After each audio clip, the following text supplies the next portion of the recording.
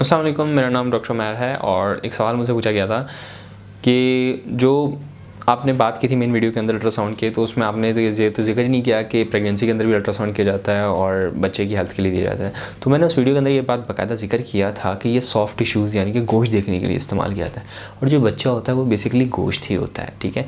तो और क्योंकि मैंने आपको बताया था ultrasound is the best test जो कि 100% सेफ़ होता है, तो इसीलिए प्रेगनेंसी के दौरान बच्चे की ग्रोथ देखने के लिए और मसले मसाइल देखने के लिए जो टेस्ट यूज़ किया जाता है वो अल्ट्रासाउंड होता है, ठीक है।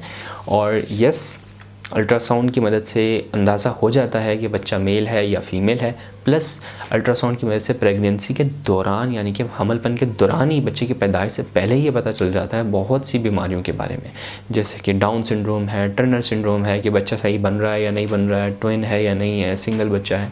तो इसकी वजह से ना प्रेगनेंसी की प्लानिंग में काफ़ी हेल्प हो जाती है, ठीक है। और हाँ, इसकी वजह से बहुत सी जेनेटिकल बीमारियां भी पकड़ी जाती हैं, जैसे कि मैंने जिक्र किया डाउन सिंड्रोम, टर्नर सिंड्रोम, इस तरह की और भी बहुत सारी बीमारियां।